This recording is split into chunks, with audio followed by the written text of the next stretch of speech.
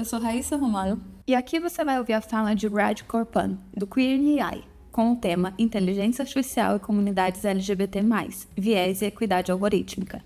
O áudio conta com tradução simultânea em português e no nosso perfil você também o encontra com o áudio original em inglês. Essa fala faz parte do evento Desafios da Inteligência Artificial, Governança e Diversidade, promovido pelo Vote LGBT nos dias 26 e 27 de setembro de 2024. O evento contou com uma série de webinars gratuitos com especialistas de diversas áreas para discutir criticamente sobre o impacto da inteligência artificial na democracia e suas potencialidades para combater a violência política contra lideranças LGBT+. As falas também contam com a participação de Leide Souza, da área de pesquisa e advocacy do Vote LGBT, que conduziu o momento de perguntas e respostas. Fiquem agora com o que rolou no evento. Antes de qualquer coisa, eu gostaria de dar um panorama da proposta do nosso painel de hoje, que é denominado Inteligência Artificial e Comunidades LGBT+, Viés e Equidade Algorítmica. A primeira coisa é que nós partimos do pressuposto de que a inteligência artificial não é uma tecnologia neutra. A expansão da inteligência artificial suscita inúmeras preocupações, sobretudo no que se refere aos impactos discriminatórios dos algoritmos. Ainda que não criem necessariamente novos preconceitos, os modelos de IA reproduzem valores e preconceitos enraizados nas sociedades que os desenvolvem, o famoso viés, criando em seus designs novas formas de manifestação da discriminação. Um primeiro passo a ser enfrentado, que está intimamente conectado com o nosso debate de ontem, é persistir na necessidade de se politizar o que acaba se apresentando muitas vezes como técnico e universal. Nesse sentido, as perguntas que orientam as provocações deste painel aprofundam a nossa preocupação, girando esse debate de como a IA poderia fortalecer a democracia para a análise de como os dados utilizados para treinar os modelos de IA podem conseguir refletir a diversidade de identidades e experiências das comunidades LGBT+. Quais são as responsabilidades éticas dos desenvolvedores e das instituições reguladoras na promoção de uma IA mais justa e inclusiva? Sem mais delongas, eu gostaria de convidar com muita alegria o nosso primeiro painelista, Raj Korpan. Raj é cofundador do Queer in Robotics e organizador central do Queer in AI e tem como uma das suas grandes pautas a defesa da inclusão na tecnologia. É professor assistente de ciência da computação no Hunter College, onde dirige o laboratório de robótica confiável, inteligente e explicável. A pesquisa de Raj se concentra na interação humano-robô, IA e ética. Raj possui doutorado em ciência da computação pelo The Graduate Center e organiza workshops sobre diversidade, equidade e inclusão em IA e robótica. Raj, é um imenso prazer poder contar com sua presença hoje e eu te passo a palavra. Thank you so much, Michelle. Muito obrigado, muito obrigado. Good morning, everyone. Bom dia, I'm pessoal. so excited to be speaking with you this morning. Eu estou super animado de estar aqui hoje falando para vocês e eu agradeço novamente pela introdução e por organizar esse evento fantástico. Agradeço às pessoas que estão organizando, por todo o trabalho que vocês têm feito na área LGBT. Eu sou Raj Korpan, sou professora assistente de ciência da computação no Hunter College, como falou, na Universidade Municipal de Nova York. Eu sou o organizador do Queer in AI e cofundador do Queer in Robotics, que são organizações que são globais, com acadêmicos, pessoas pesquisadoras, pessoas que trabalham na indústria, no setor sem fins lucrativos e no governo, trabalhando na pesquisa nessa área. Então, nós temos também solidariedade, podemos defender a nossa comunidade, podemos fazer também pesquisa a respeito do impacto desses sistemas na comunidade LGBT+. E é exatamente a respeito disso que eu vou falar hoje, ou seja, o impacto da inteligência artificial IA na nossa comunidade.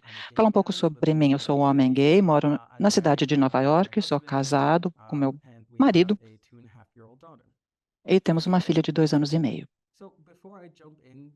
Então, antes de eu falar sobre os desafios e oportunidades, eu queria contextualizar o que é IA e o que eu significo quando eu falo queer.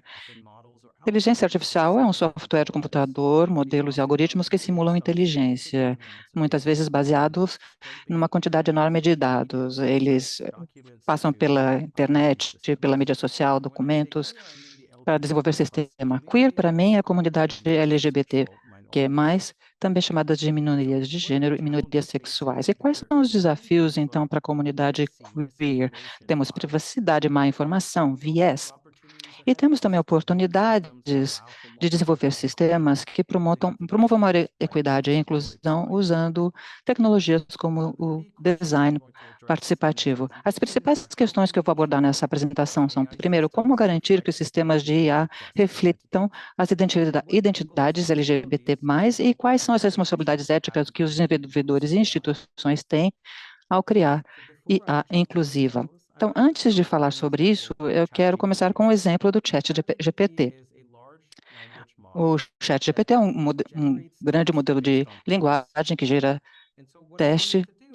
texto com base em prompts. Então, eu queria começar aqui com um prompt para ver como são refletidas as identidades queer e não queer. Então, pedi para o ChatGPT, me conte uma história a respeito do dia na vida de uma pessoa brasileira que tem aí uma lacuna. Essa lacuna eu posso preencher com diferentes termos. Então, vou começar aqui, pessoa brasileira queer. Então, como é o dia na vida de uma pessoa brasileira queer? E essa é a resposta que o ChatGPT me deu.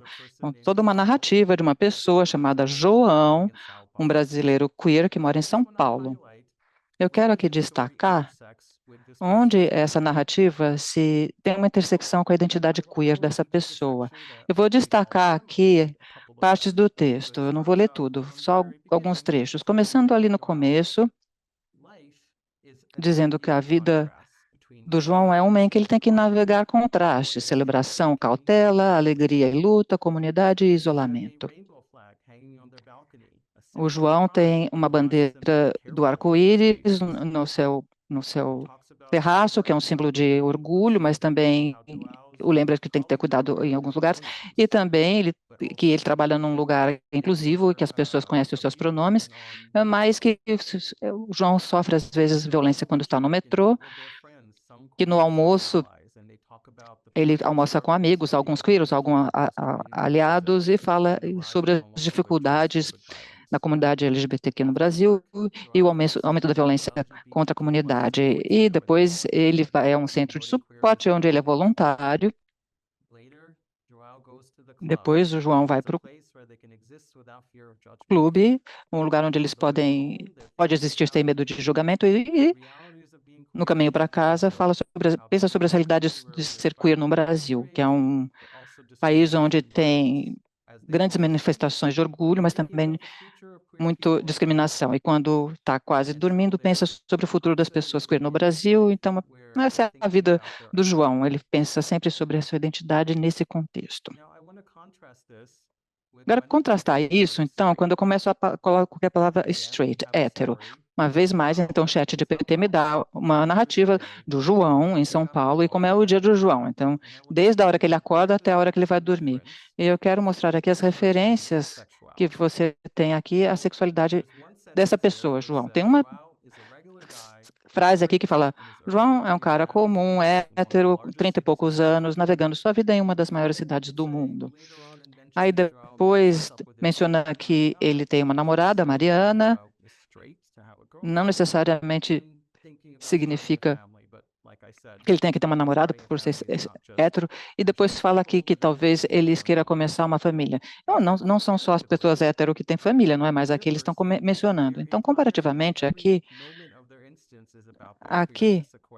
no primeiro exemplo, tudo na vida do João quase tinha a ver com a identidade queer, e aqui quando o João é uma pessoa hétero, quase não tem referência a essa identidade. E se eu colocar uma pessoa brasileira sem identificador? Aqui agora temos uma outra narrativa sobre a Mariana, desde a hora que ela acorda até de noite, e aqui tem nenhuma referência à sexualidade da Mariana ou identidade de gênero, não tem nada disso nessa narrativa do ChatGPT. Então, fazendo aqui a comparação, quando eu uso a palavra straight, hétero, em comparação a nenhum identificador, é parecido. O ChatGPT fala sobre o trabalho da pessoa, sua comunidade, onde a pessoa mora, em São Paulo, etc. Quando você coloca que a pessoa é queer, Aí fala-se muito sobre a identidade queer. Eu também fiz o mesmo exercício com a palavra trans, e uma vez mais, trans foi a palavra mais frequente que apareceu na narrativa do ChatGPT. Isso reflete, então, que esses modelos generativos, na verdade, podem reforçar estereótipos. Frequentemente, são estereótipos prejudiciais que podem levar a ainda mais discriminação. Então, isso me traz aos desafios que nós encaramos. Então, primeiro, quero falar sobre censura e moderação de conteúdo. São ferramentas que existem na mídia social e plataformas do gênero para tentar identificar conteúdo que viole as políticas da plataforma. Mas muitas vezes o conteúdo queer é classificado erroneamente como inadequado e muitas vezes são queerfóbicos. O Instagram, por exemplo, censurou a foto de dois homens gays com o seu bebê recém-nascido, falando que esse era um conteúdo sensível, gráfico e perturbador. E isso, para mim, é perturbador, porque eu vi isso acontecer no Instagram. Eu estava eu justamente sigo essa conta e eu não entendi por que isso é sensível. E o X, ou Twitter, o Twitter permite linguagem de ódio. Então, isso é algo que acontece frequentemente. As plataformas de mídia social censuram o conteúdo queer, mas não fazem o mesmo com linguagem de ódio. O TikTok e YouTube, os criadores são desmonetizados quando são queer, têm menos privilégios, e as pessoas trans encaram desafios ainda maiores. A pressão é ainda maior. Há viés também, o bias, nos dados e modelos que são utilizados para desenvolvimento de sistemas de IA. Sistemas de IA, muitas vezes, pressupõem um modelo de gênero binário. E, nesse pressuposto, criam efeitos muito prejudiciais à comunidade queer, com misgendering, deletam as pessoas trans ou não binárias e reforçam estereótipos. Então, esses modelos podem, então, perpetuar estereótipos prejudiciais, a hipersexualização e o dead name, né, chamar as pessoas do nome morto. Eu vou dar aqui alguns exemplos à esquerda. Na parte de cima, temos uma imagem gerada por IA. O prompt era gerar imagens de mulheres trans, e o que foram gerados são essas imagens. Tem uma que não teve resultado nenhum, porque a plataforma achou que era um material inadequado e pornográfico. Então, o modelo desumaniza as pessoas queer. Da mesma forma, aqui embaixo, temos um exemplo de um modelo que gera texto utilizando estereótipos bastante prejudiciais aqui relacionados a homens gays. Uma outra área difícil é a da privacidade e vigilância. É aí que os sistemas de IA podem expor pessoas queer. Por exemplo, houve um grupo católico nos Estados Unidos que utilizou milhões de dólares para tentar monitorar e identificar padres que pudessem ser gays usando as ferramentas de IA. No Egito também a polícia usou dados e sistemas de IA para tentar encontrar e aprisionar pessoas LGBT usando dados de aplicativos de encontro, e há o potencial também de sistemas de reconhecimento de rosto, de identificarem erroneamente gênero ou tentarem determinar a orientação sexual. Aqui temos um estudo que foi feito em que as pessoas tentaram utilizar o rosto de pessoas para determinar sua sexualidade, e sabemos que isso é um mito. Um outro desafio é a área de má informação ou desinformação. Os sistemas de IA geram um conteúdo, e um conteúdo que seja de estereótipos ou com atitudes prejudiciais. E, por causa disso, indivíduos queer podem passar por mais violência no mundo real. Esse é o exemplo da Coreia do Sul. Um chatbot foi colocado no Facebook e começou a gerar textos homofóbicos. Há uma falta de prestação de contas e transparência nesses sistemas. Os usuários normais têm pouco entendimento de como essas decisões são tomadas e qual o impacto disso na vida das pessoas. Então, sem nenhum mecanismo de prestação de contas, não há forma de se lidar com esses danos ou resolver os problemas que possam acontecer. Quais são as oportunidades, então, que nós temos? Como resolver todos esses problemas e desafios? Em primeiro lugar, devemos tentar desenvolver sistemas de IA que sejam inclusivos. Se os sistemas forem inclusivos com relação à comunidade LGBT+, talvez possamos lidar com a discriminação, inclusive em áreas de residência, emprego e saúde, que são áreas em que muitas vezes há mais disparidades com relação à nossa comunidade. Talvez seja possível ter sistemas que permitem, por exemplo, as pessoas queer idosas a terem mais acesso à moradia, ou ajudar pessoas trans a navegar o processo legal para mudar o seu gênero. Se tivermos dados mais inclusivos nos sistemas, eles podem ser sistemas que melhor reflitam um espectro mais amplo das nossas identidades. Devemos também desenvolver IA especificamente para pessoas queer. Temos o potencial de ajudar as pessoas queer a navegar desafios de saúde mental, que é um problema grave, principalmente na comunidade trans. Ou podemos, então, ter ferramentas que permitam que as pessoas queer possam trabalhar com um profissional de saúde que tenha uma atitude afirmativa e que possa ajudá-los, em vez de ter um profissional que não seja afirmativo. Eu já tive uma experiência direta disso quando eu estava me casando, foi um momento muito estressante na minha vida, minha família não me apoiou, meus pais não viriam para o meu casamento, e eu fui procurar terapia, e eu falei com uma terapeuta, ela falou assim, eu não sei como te ajudar, eu não sei como tratar pessoas que estejam em casais homo. E foi um momento muito difícil da minha vida, não é? Eu fui procurar ajuda para uma terapeuta e a terapeuta acabou me proporcionando uma experiência muito negativa. Podemos também ter sistemas de IA que ajudem em serviços de intervenção de crise, principalmente com jovens queer, e podemos também suportar o ativismo, apoiar o ativismo queer.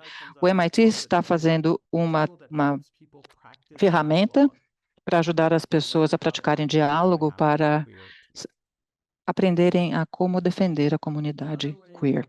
Uma outra forma de melhorar a representação é com um envolvimento ativo das comunidades queer em todos os estágios de desenvolvimento e desenho de IA, ou seja, envolvendo as pessoas queer no desenvolvimento dessas ferramentas. Aí podemos desenvolver sistemas que reflitam as nossas identidades e necessidades e mitigando os danos. Isso envolve, então, desenvolver uma força de trabalho de IA mais diversa, com recrutamento, retenção e mentoria de pessoas queer em IA.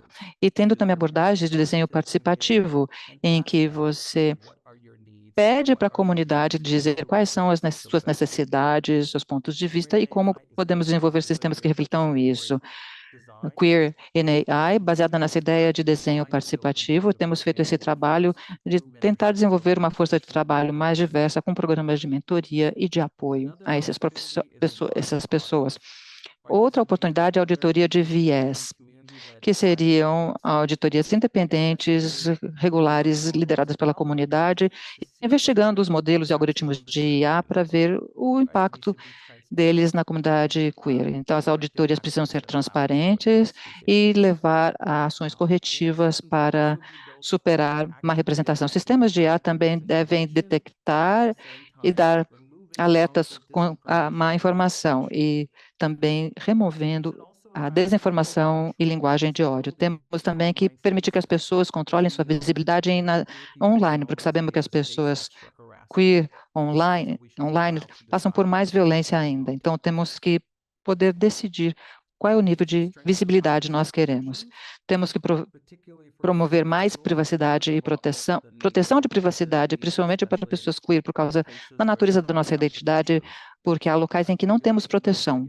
Então, temos que ter um consentimento informado e salvaguardas para informações sensíveis. E ter também sistemas que os usuários entendam, para que os usuários saibam como as decisões são tomadas pelo IA, principalmente para policiamento, emprego, e que haja normas que permitam que essas explicações sejam compreendidas, inclusive por comunidades marginalizadas. Por fim, quero falar sobre algumas oportunidades para políticas e governanças de IA, particularmente no Brasil, porque eu acho que isso é mais relevante para este grupo.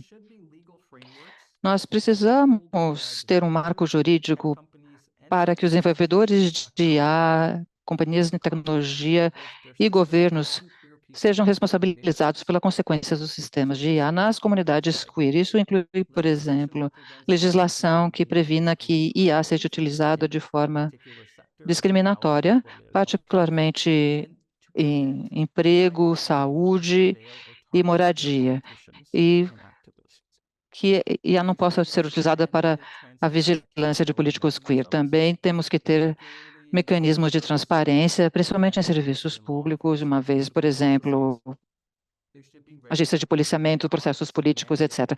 Nós precisamos ter auditorias independentes, regulares, obrigatórias, e precisamos ter privacidade de dados ampla, com processos de conteúdo, de consentimento informado e processos de opt-out, e uma legislação para detectar e prevenir que a mídia social e outras plataformas online não divulguem má informação ou desinformação.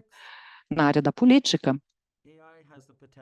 IA tem o potencial de fato, apoiar as comunidades queer e marginalizadas. Podemos criar sistemas de IA que possam monitorar e lutar contra linguagem de ódio contra candidatos queer, por exemplo. Isso é possível, mas temos que pressionar as empresas de tecnologia para que isso seja feito. Também precisamos de políticas para regular o uso de IA em campanhas políticas, principalmente o uso de IA para analisar o comportamento de eleitores. E também podemos ter ferramentas de IA que ajudam candidatos queer a organizar sua campanha e chegar a comunidades mais marginalizadas, promover mais engajamento de eleitores, levantamento de fundos e divulgação. Quero dizer, eu tenho certeza que já devem ter ouvido mais a esse respeito, mas uma novidade para mim é que houve políticas adotadas para regular o uso de IA nas eleições que vão acontecer no Brasil em breve, proibindo o uso de deepfake, por exemplo, exigindo a transparência com relação ao uso de IA na propaganda eleitoral e restrições sobre o uso de bots, por exemplo, para engajamento de eleitores. Isso é muito positivo, mas há mais a ser feito. E houve um retrocesso, e que gente dizendo que isso talvez tenha ido longe demais. Então, para concluir, IA inclusivo só pode ser conseguido através de ação coletiva e transparência. E nós precisamos do envolvimento contínuo de pessoas queer, de vozes queer, em todos os estágios da criação, implementação e governança desses sistemas. Tem um potencial enorme de empoderar as comunidades marginalizadas como a comunidade queer, mas para isso nós precisamos ter prestação de contas e participação e cuidado, cautela, para que nós não reforcemos os danos e os perigos dessas comunidades. E temos que ter um comprometimento de fazer com que sistemas de IA sejam inclusivos, mas além disso sejam justos e equitativos para todos. Muito obrigado, e terei agora prazer em responder as suas perguntas. Muito obrigada, Raj, por essa apresentação brilhante. A gente tem a Queer AI como uma referência, realmente, e nós podemos observar toda essa qualidade na produção de dados e nesse compromisso de criar essas pontes que viabilizem um diálogo de uma luta que realmente ela é global, né? Que a gente possa estabelecer essa ponte hoje é para nós uma coisa maravilhosa. Inclusive, o texto de base utiliza vocês como referência importante para pensar esse desafio. E ontem nós tivemos uma discussão extremamente importante até sobre a nossa situação aqui com apagões de dados, né? Porque muitas vezes existe uma dificuldade em acesso a esses dados para produzir essas pesquisas direcionadas especificamente para as comunidades LGBTQIA+. Então, muitas vezes nós, como pesquisadores, temos que pensar estratégias, novas metodologias e realmente lutar por maior transparência e o acesso aos dados, porque é, nem sempre eles estão disponíveis em relação às big techs. E também discutimos muito sobre a contradição de termos, que é muitas vezes a lógica por trás da inteligência artificial, quando a gente pensa na diversidade, quando a gente pensa no local, no específico. Trouxemos questões que eu acho que ressoam muito com a sua apresentação hoje, mas a sua fala realmente aprofundou e trouxe outros dados incríveis para nós. E agora eu queria passar a palavra para a Leide, para que ela possa também reagir e passar para você perguntas e reações que foram feitas aqui durante sua apresentação. Não, agradecer novamente, professor Raj, sua apresentação foi incrível e excede todas as nossas expectativas, porque realmente nos traz um contexto um pouco maior, nos traz alguma esperança também, né? Quando você fala das possibilidades e tudo. Aqui no Brasil, a gente ainda está lutando bastante pela regulação, então nós estamos conversando e entendendo isso. Estão tendo audiências no judiciário para entender o uso de IA de uma forma não discriminatória. A gente está tentando passar um projeto de lei também que regulamente, que traga previsões não discriminatórias para a legislação brasileira, mas a gente ainda não tem nenhuma legislação aprovada. Então, apenas aquelas que você trouxe, né, que são resoluções do Tribunal Superior Eleitoral, para tentar orientar agora nas eleições, que é um problema que a gente já lida com deep nudes, com deep fakes. Então, como que isso pode ter, no mínimo, uma orientação nessas eleições? Mas aí surgem algumas perguntas aqui no chat. A Débora já trouxe uma questão, né, de que se esse preconceito, ele não é algo que já está na sociedade, né, que os modelos de IA, eles vão reproduzir.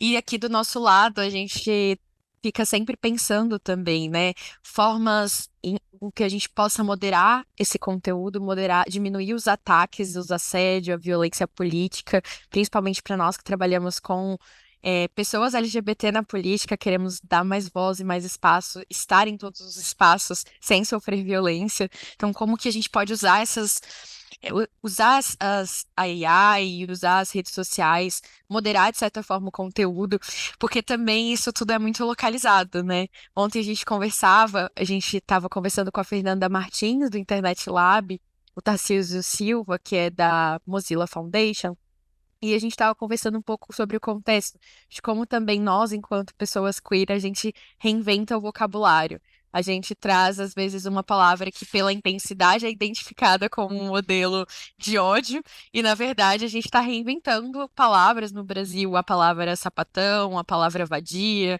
a gente está reinventando e usando na nossa comunidade como algo simbólico de afirmação e que também traga esse vínculo. Então, a gente tem que estar sempre atenta aos contextos, mas eu queria que você falasse um pouquinho mais sobre essa experiência de talvez criar barreiras para o discurso de ódio. Como que a gente também pode reagir, né, contra-atacar, combater a LGBTfobia, porque nós estamos em todos os espaços tentando advogar por mais direitos, por mais condições de vida. A gente está na política, a gente está no desenvolvimento, nas tecnologias, nas universidades, e como que talvez ouvir suas ideias, ouvir inspirações daí, do que vocês já criaram, sobre como que a gente pode ir construindo esses ambientes mais inclusivos e também participar mais desses modelos que você trouxe, né? Um design mais participatório da democracia, de uma forma localizada. Então, como que a gente conseguiria fazer uma barreira de conteúdo que incluísse a nossa linguagem aqui desde o Brasil, com português mesmo, em bom português, o ChatGPT ou a Google conseguir identificar o que nos fere, né? Ah, não quero mais ouvir, não quero mais ver. A quantidade de conteúdo, ontem nós recebemos uma deputada estadual transgênero e ela estava nos contando, a Dani Balbi, como ela sofre tanto, são tantos ataques, são tantas coisas que atrapalha muito o trabalho dela, né? Então, ela é uma voz simbólica para nós e a gente não quer que ela seja violentada, nem nós mesmos no nosso cotidiano. Bom, Fica com isso para suas considerações finais, que eu tenho a impressão que a gente poderia comentar o dia todo sobre isso. So I wanted to also respond to what Bom, eu quero Raissa responder said as também well. ao que Raíssa falou A a respeito de dados. Eu vou também responder a sua pergunta, Leide. Dados, de fato, são um dos maiores desafios que nós enfrentamos e estamos numa posição de desvantagem, com certeza. Temos que pensar em justiça dos dados, que é um princípio que nos mostra como ter acesso aos dados, mas também gerar os nossos próprios dados que sejam inclusivos, relativos à nossa comunidade. As duas coisas têm de mãos dadas. Temos que continuar a lutar pelo acesso aos dados que possam nos ajudar a atender a comunidade e advogar pela nossa comunidade. Ao mesmo tempo, muitas vezes, a gente tem que também que criar os nossos próprios dados. Mesmo nos Estados Unidos, existem pouquíssimos dados a respeito do impacto de IA nas pessoas queer. Não foi feita nenhuma grande pesquisa, não foi feita nenhum estudo em campo a respeito do impacto de IA, perguntando para as pessoas impactadas. Eu espero que nos próximos meses aqui a gente possa começar a fazer isso, trabalhando então com algumas organizações globais para fazer pelo menos um estudo que seja bastante amplo para ver exatamente qual é a realidade do impacto de IA nas pessoas que, perguntando para essas pessoas como a IA é utilizada e o impacto de IA na sua vida, para a gente poder também criar os nossos próprios dados, que nós possamos utilizar para defender a nossa comunidade, para lutar por mais proteções e regulamentações. É um desafio mesmo nos Estados Unidos, que às vezes parece que a gente tem tantos dados aqui, não é? Mas dados a respeito do impacto de IA em comunidades marginalizadas, aí tem pouquíssimos dados, ou os dados que existem a gente não tem acesso. Aqui nós temos essa questão de como a produção de dados sobre a comunidade queer e LGBT, ela é sempre independente, né? Ela é feita por nós e nós demandamos do Estado brasileiro de ter algum dado oficial sobre nós. E no Vote LGBT a gente tem feito algumas perguntas nas paradas LGBTs em algumas cidades, tentando incluir as questões de inteligência artificial também para conseguir compreender melhor como isso está funcionando na realidade. Absolutely. And I think this is Com where certeza. using that kind of really in the community Então, é importante ter essa abordagem participativa na comunidade, fazendo pergunta para os indivíduos em si, tendo a perspectiva das pessoas comuns, porque às vezes as pessoas não têm acesso a essas ferramentas ou em situações difíceis, e as pessoas às vezes não sabem nem como vão chegar no dia seguinte, né? Não estão pensando no chat de PT, mas às vezes essas são as pessoas que são mais afetadas pelo uso desses sistemas. Bom, rapidamente agora vou tentar responder as outras perguntas. Teve uma sobre regulamentação. Nos Estados Unidos temos uma situação bastante parecida. Não temos aqui uma lei para inteligência artificial para o país como um todo. Temos trabalho sendo feito em advocacy para tentar aprovar uma lei que dê algum tipo de proteção. Temos trabalhando em diferentes níveis de governo, estadual, federal e assim por diante. Mas não temos nada muito amplo que proteja todo mundo. É difícil, não é? Como é que a gente, de fato, causa algum impacto, não é? Concreto. E o trabalho que vocês têm feito, eu acho que é a abordagem correta. É fazer advocacy, comunicação, educação. Muitas vezes as pessoas que estão fazendo as leis não entendem o que é IA. Essas pessoas não sabem como funciona a tecnologia, não têm esse conhecimento técnico. Então, esse é um elemento importante. A gente precisa educar as pessoas a respeito da tecnologia. Precisam também saber como essas tecnologias afetam as pessoas marginalizadas, os povos indígenas, as pessoas pretas, as pessoas marginalizadas, que muitas vezes não têm a voz na sala para defender os seus próprios direitos. Quem que está na sala? As grandes empresas de tecnologia, elas que têm a sua voz ouvida, e são as empresas que já têm poder na nossa tecnologia. Então, com relação a estabelecer espaços mais inclusivos, outra pergunta. Ter abordagens mais participativas para a democracia e como nos proteger de discurso de ódio. Bom, difícil, né? Uma pergunta difícil. Esse é o trabalho que eu acho que a gente vai ter que fazer para o resto da vida, sinceramente. Nós precisamos de pessoas que sejam defensoras, porque a gente sempre vai sofrer essa questão de ataques e ódio, e a gente tem que mostrar que o trabalho dessas pessoas que estão sendo as nossas defensoras, estão fazendo um trabalho que importa para nós e nós temos que ter solidariedade com essas pessoas e temos que ter isso também refletido nos algoritmos dos nossos sistemas. Você falou sobre o trabalho do Queer na AI, não é?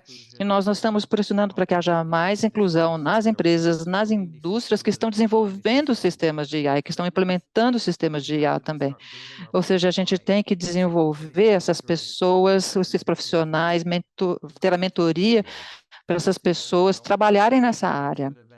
Eu estive num evento semana passada mesmo, a respeito de pessoas trans, pessoas não binárias, trabalhando na indústria de tecnologia. E muitas dessas pessoas nem sequer viam as opções, porque não tinham pessoas que sejam exemplos, não tinham ideia do caminho à frente. Então, temos que mostrar para as pessoas o que é possível de ser feito e talvez assim desenvolver a próxima geração que pode nos ajudar nesse trabalho cada vez mais. Muito obrigada, Raj, pela aula que estamos tendo hoje. Realmente, a gente, inclusive, está nesse momento num projeto muito inicial de desenvolver uma ferramenta com um modelo de inteligência artificial, Sentinela, que seja capaz de detectar, monitorar, ser treinada para compreender essas violências que as nossas lideranças políticas sofrem cotidianamente, porque nas entrevistas que temos feito, inclusive, o meio virtual é um espaço frequente de ataques coordenados e cotidianos, é uma violência realmente extremamente que a pessoa convive no seu dia a dia, e essa é uma preocupação que nós estamos com um grande engajamento em enfrentar, utilizando a tecnologia agora ao nosso favor, mas sabendo o quanto isso é uma luta, o quanto isso é uma batalha, né? E vocês são uma grande referência e inspiração para nós, né? De que não só é possível, como necessário continuar se colocando para o centro do debate, puxando esse protagonismo para grupos que acabam sendo muitas vezes, nós somos marginalizados quando a gente pensa nesses grandes modelos, que muitas vezes estão reforçando estereótipos e realmente reforçando as discriminações. Então, eu gostaria de agradecer novamente muito por sua fala, foi incrível, como a gente já esperava de conhecer o trabalho desenvolvido, então realmente excedeu as expectativas que já eram muito altas, então a gente agradece realmente muito a sua fala.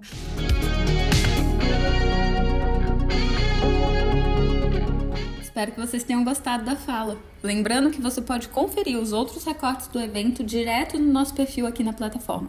Até a próxima e obrigada!